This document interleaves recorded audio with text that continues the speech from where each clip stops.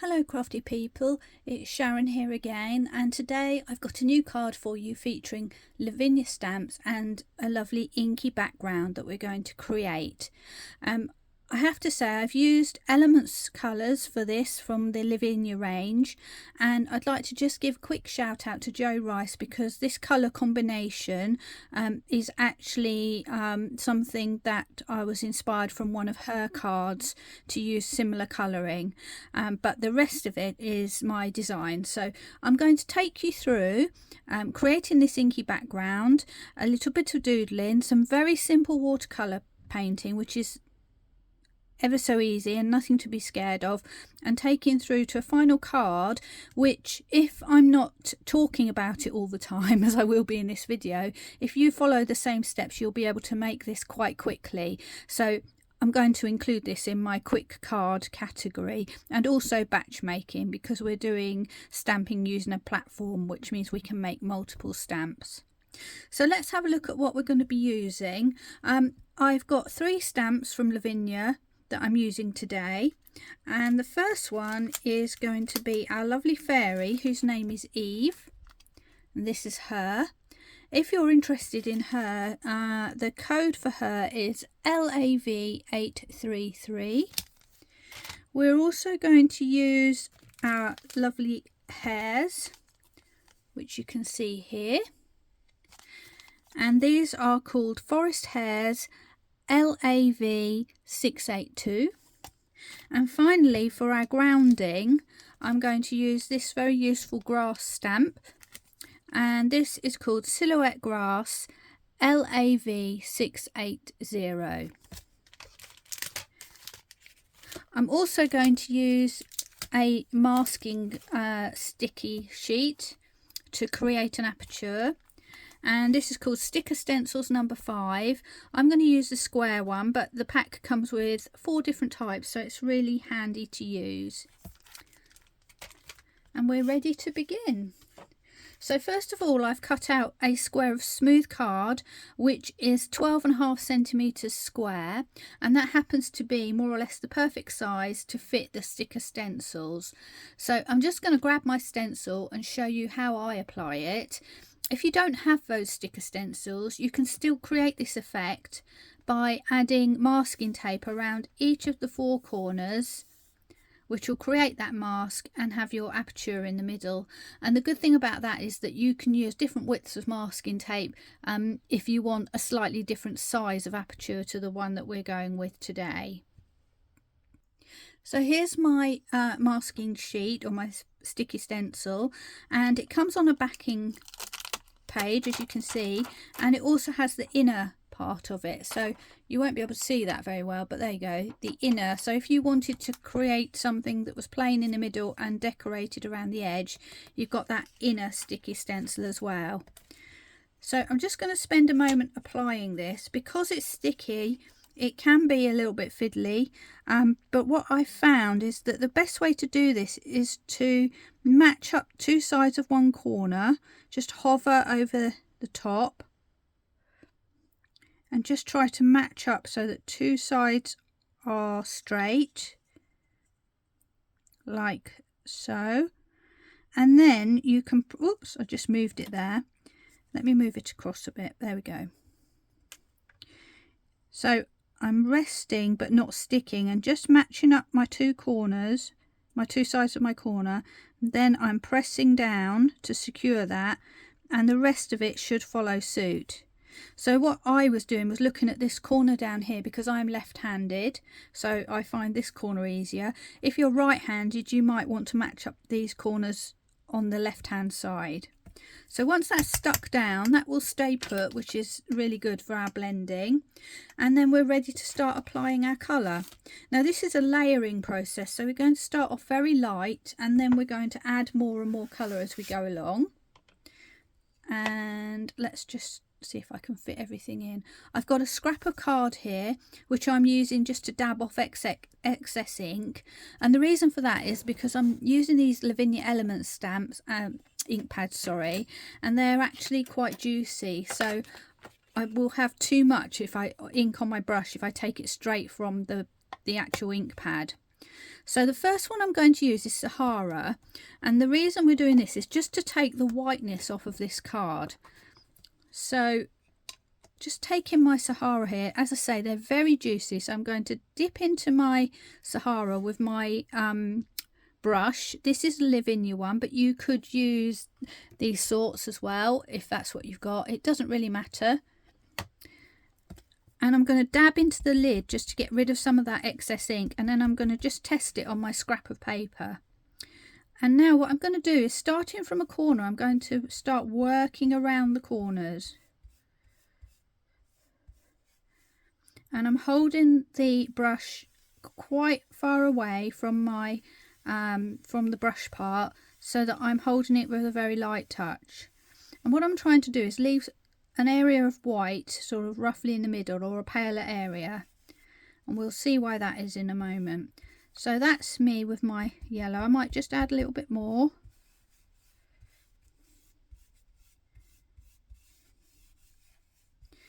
And as you can see, I have got one or two little streaks in here, but that doesn't really matter because all of that's going to be incorporated into the scene that we're going to create. Now I'm going to move on to a colour called Mulberry, and considering making a brownish sort of picture, this is quite a surprise because it's actually very pinky. So if I pick that up, dab that there, you can see that's quite a pinky colour. But when we apply it with the Sahara colour, the two mix and it takes on a more brownish appearance, which you'll see later because we'll probably add a bit more Sahara as we go along. And I'm basically following the same technique, so I'm swirling away from the edge to the centre. Might go a bit bolder now.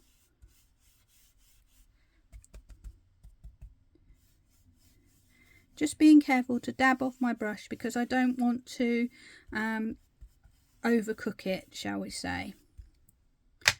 Okay, so having done that, I'm now going to return to my Sahara for a moment.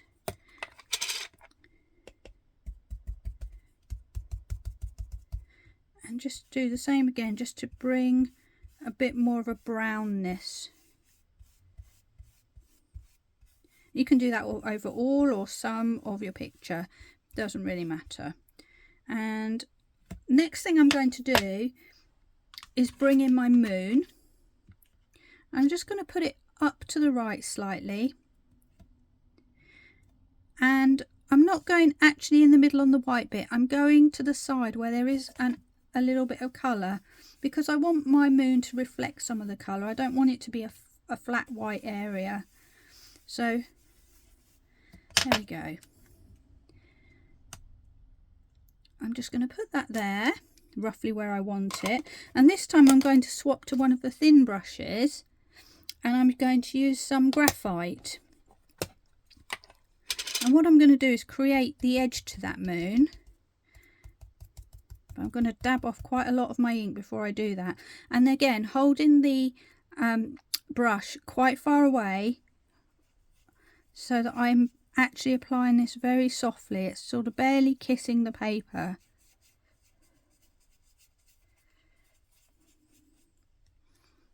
And then just moving around.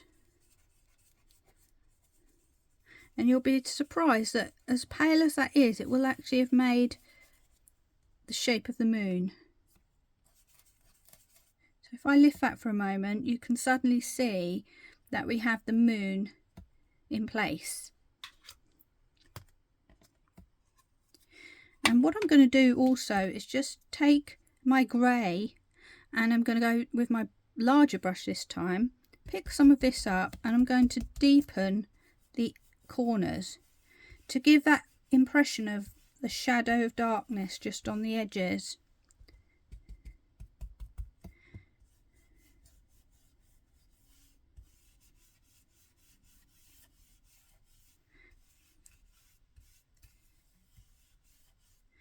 And I might bring some in at the base of my moon, just to bring that into shadow as well. just using the leftover. And now I'm going to deepen my colour a little bit more, I think. So I'm going to go back with my, where's it gone? Ooh, wrong one. There we go. Back with my mulberry.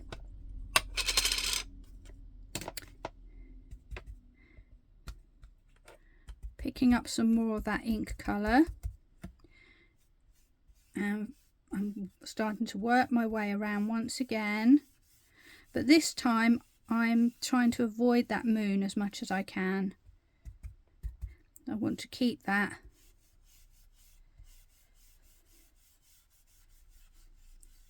fairly white, but I'm working up towards the edges of it a little bit more. And then I'm going to swap to my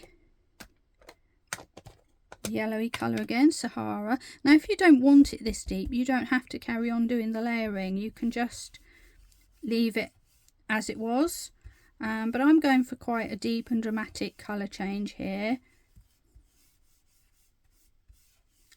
And I may have gone a little bit heavy-handed there, but it won't matter. It will all come out fine in the end. And then one more time I'm just going to go back with my grey and just bring some darkness into those corners again.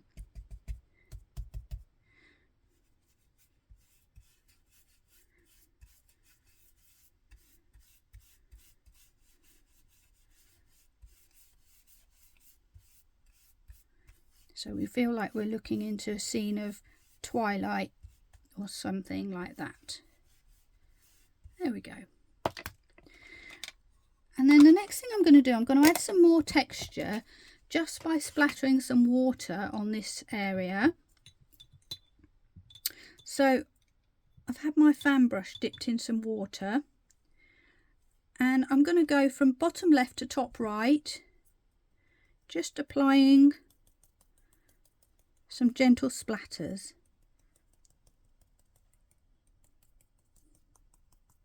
Which might look like the beginning of stars in the sky.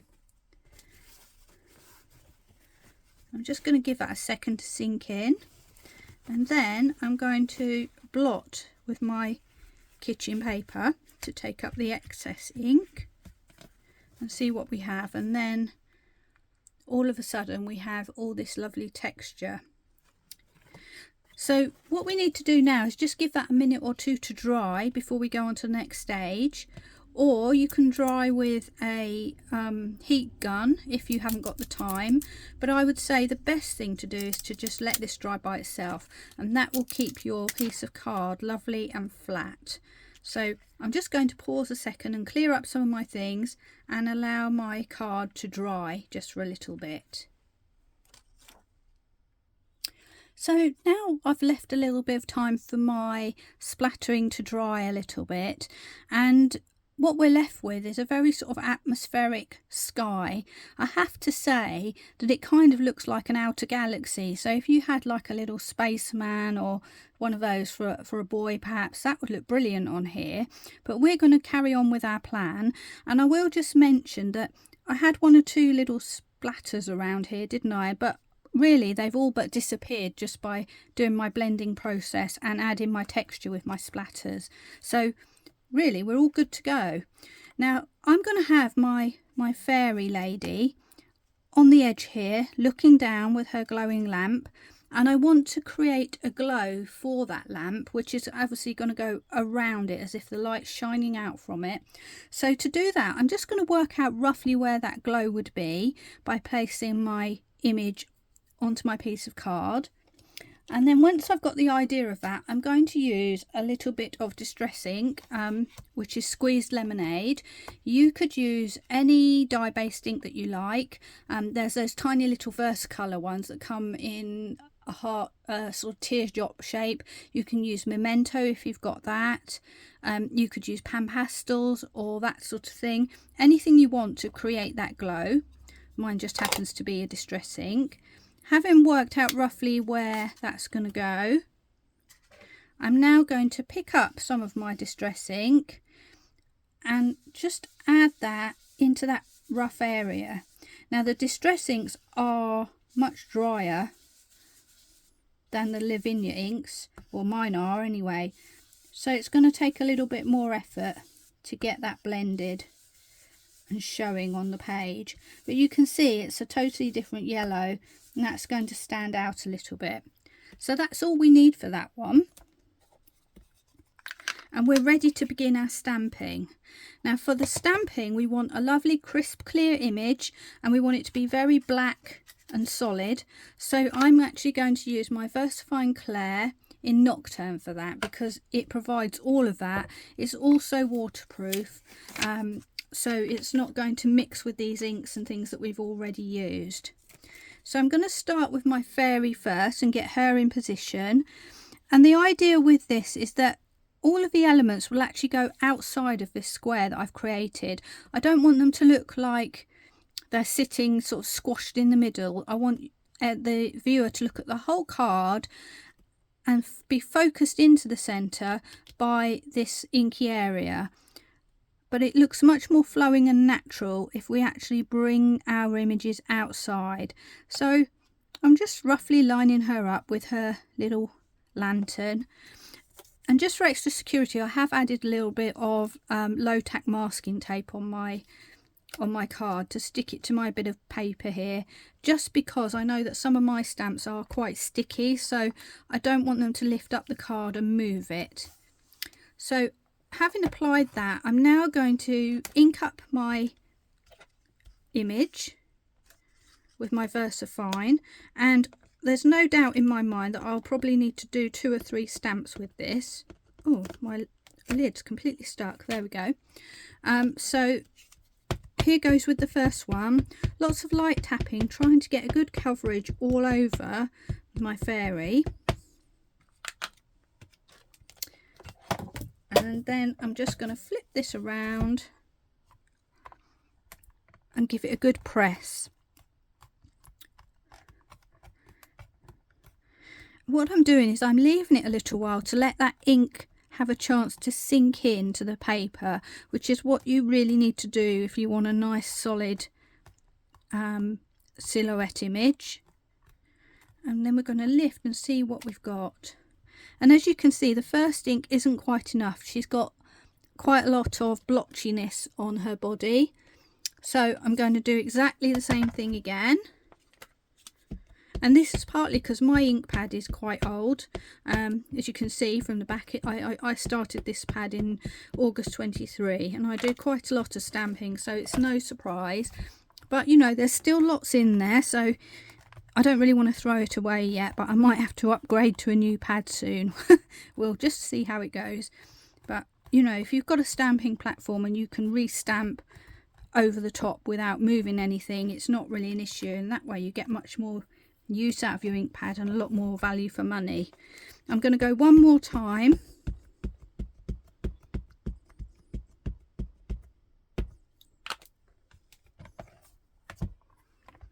Give her a real press down on her body.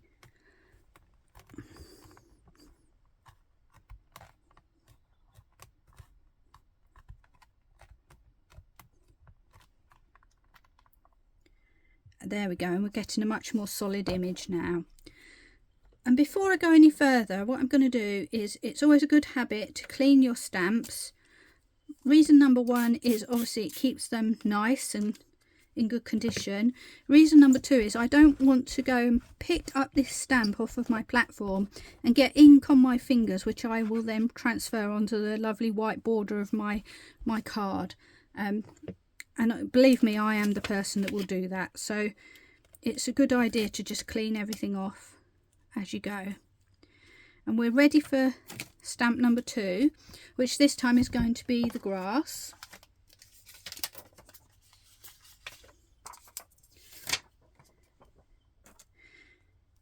Here goes. And again, we're going to follow the same principle of having this grass outside of the square. If we put it all in the middle, edge to edge, it's going to look very sort of contrived, and I don't want that look. I want this to be a flowing piece, so I'm putting it slightly below, slightly to the right of my inky square, and picking it up and then we do the same thing again. We're going to do the inking probably twice, I should think. Or if you want a bit more texture in the ground, you know, you don't have to have it as a solid black area.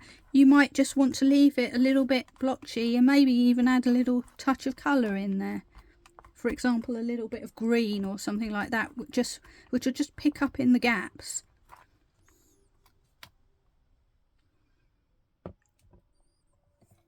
In fact, that looks quite nice because we have the colour from the inky background just showing through just slightly. I don't know if you can see that. Just very, very slightly. So I'm going to leave that at one stamp just because it adds a little bit of interest and, dare I say, a little bit of dimension. So once again, give my stamp a clean just before I pull it off the mat, and then we're ready to go in with our two lovely hairs. Now the key with the hairs when we're positioning them is we don't want them to be sitting on top of the grass, we want them to be sitting in the grass effectively, almost like they're hiding or they're sitting grazing. And the same principle again, we're going to take our first hair just off the edge of the page here, and if you notice I've put the line of his feet just below the line of the grass, so he's actually going to disappear into the grass, or the base of him is. And my second hair, I'm going to do the same thing. So if I pull that up slightly, you can see that their feet are actually below that black line of grass.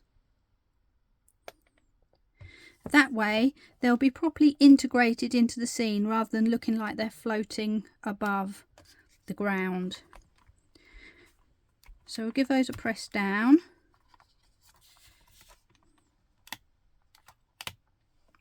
I'm just going to take a minute and move my sticky tape to just see if I can secure this at the bottom, because for some reasons these have got quite a lot of stickiness to them. My stamps are dead on touching each other. Hopefully they're not overlapping at all, so they should be close, but hopefully they will print out okay. There we go. Sorry, that was a little bit off shot, sorry about that. Right, I'm pressing down, I'm using the sleeve of my jumper here just to give a bit of smoothness and stop the friction of my hand. I've got a feeling that this little rabbit here is going to need an extra press.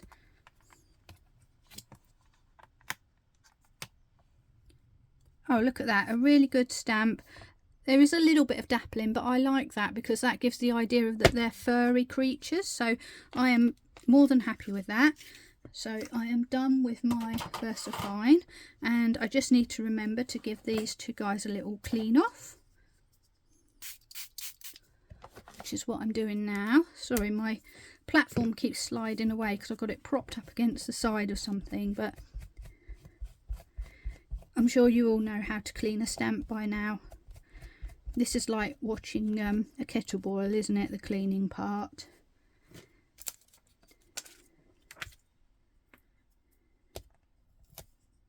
I should mention that this is take 2 of this video. I did do one earlier today, exactly the same, and saved it, and then for some reason it changed format and wouldn't let me play it. So we're starting again, but that's okay because it's an extra card for my stash, so it's all good.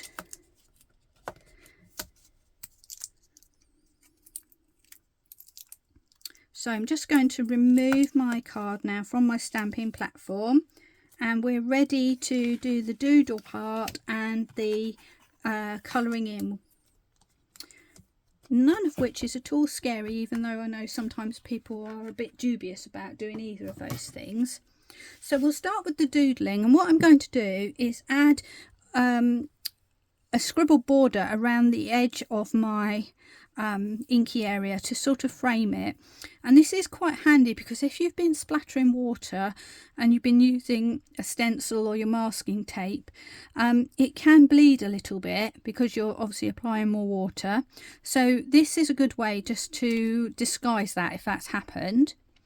And I'm just going to go for my normal technique. So I'm drawing a wobbly line just around the edge, and I'm doing it in a double form, and then where the images are, I'm stopping there. So I'm not doing the full line, I'm just sort of going around where there's nothing else. So we'll skip her hat there.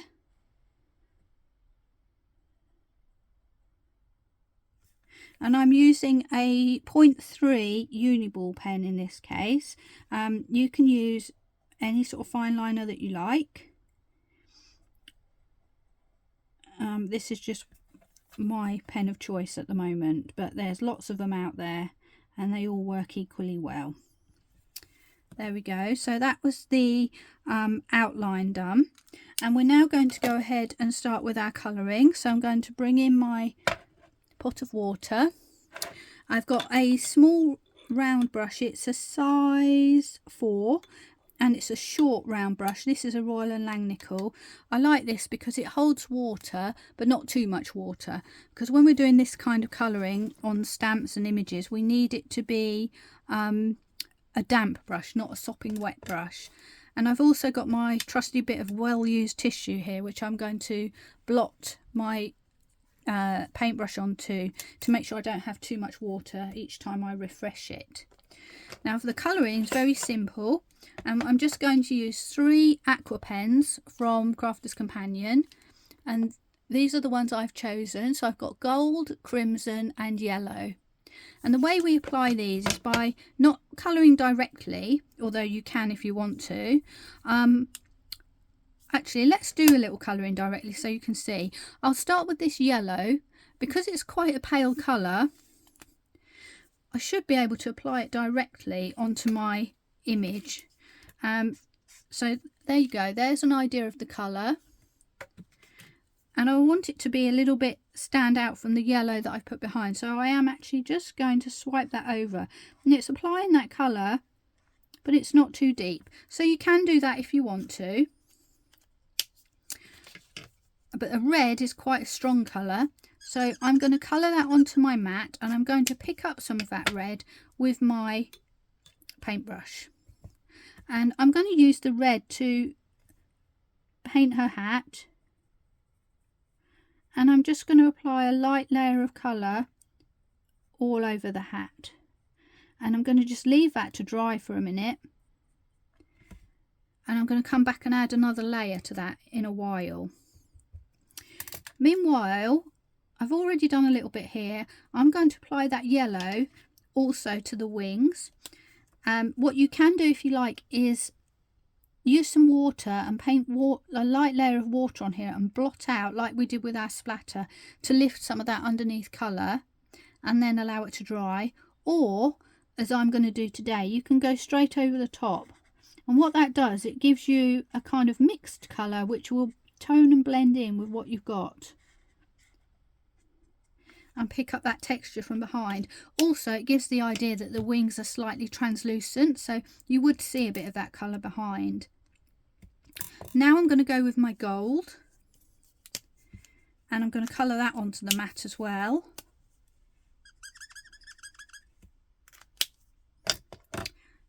Refresh my brush, and on my lamp I'm just going to add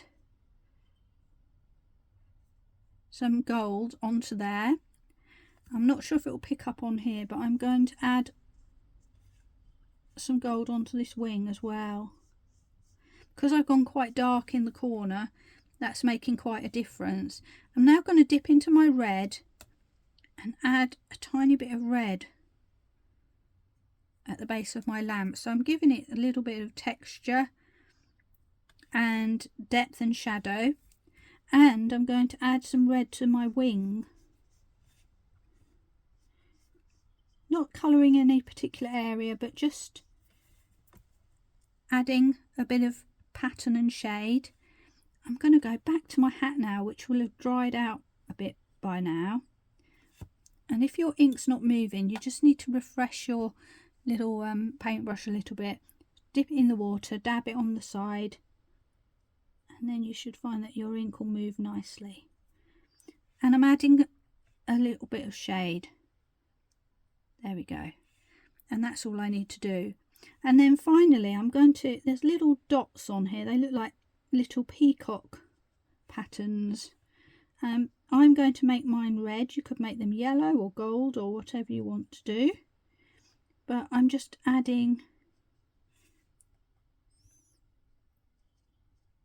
a little bit of texture with those.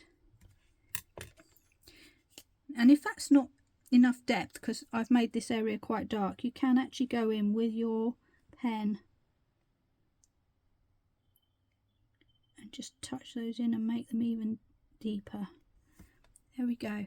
And that's our painting done. Other than you might want to add a little bit of sparkle. And you can do that either by adding glitter, or, as I like to do for a delicate sparkle, is to use a sparkle pen. And I think this would look pretty good on the lamp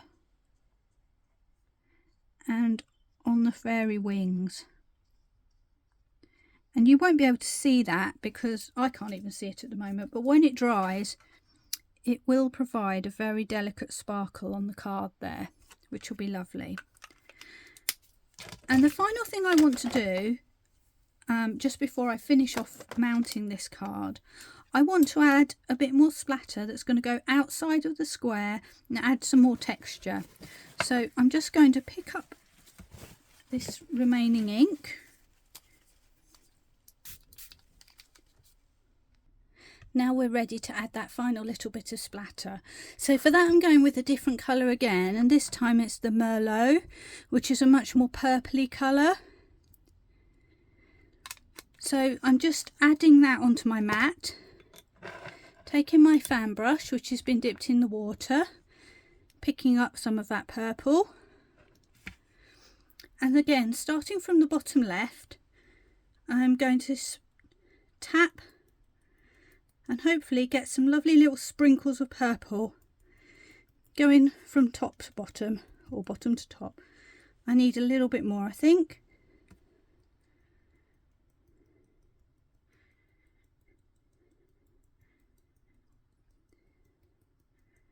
There we are. And once again we just need to let that dry for a minute or two so that we don't smudge those little splatters. So I'm going to pause again while I clean up, and then we'll come back for the final putting together of the card. So now I'm all tidied up again and my ink splatter has had a little chance to dry. I'm now ready to start gluing together my card. So I've actually cut out a piece of matting card which is just about probably 3mm bigger all around, and it coordinates with the colours that I've used. So I'm going to use some wet glue now to actually stick my card on, and the reason I prefer wet glue over double-sided tape is because I'm not very good at getting things straight first time around when they're in a frame. So I find if I use a bit of wet glue it will dry, but it also gives me a chance to just wibble it around a little bit to get my frame into a good place. But then what you do have to remember, particularly in the case of cards like this one, which is a glossy card, it will take a moment or two to grab to that glossy background. So we just want to leave it to sit there just for a second and let it grab, because the worst thing that can happen is when you then pick this up and flip it over to glue and you accidentally move your image and suddenly it's out of line again, which is really frustrating. So I'm just leaving that there for a second, and then I'm bringing in my 6x6 card blank, which you can see here. And what I'm going to do while I'm waiting is just make sure that I've got it the right way up, because that's another frustration. If you stick your image on upside down or wrong way round, it can be a bit annoying. So I'm putting my card the way up that I want it to be, And now I'm ready to glue the back of this piece.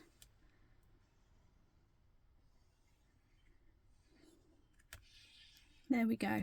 And my glue that I'm using is pin flare, because I find as it dries it doesn't buckle the card, so that's my preferred glue. There we go. So we're just going to stick that into position, let that gently rest and press down there for a while, and we will have our finished card. So I'm just going to bring in some black background paper so that you can sort of see the contrast of the card a little bit better.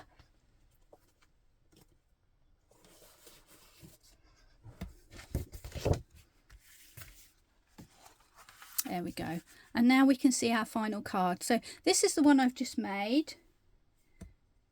This is the one I showed you earlier, and I think you can kind of see that they've got slightly different colour tones to them. This one's a bit more browny and dark, and this one's a bit more pinky. So the same card but slightly different.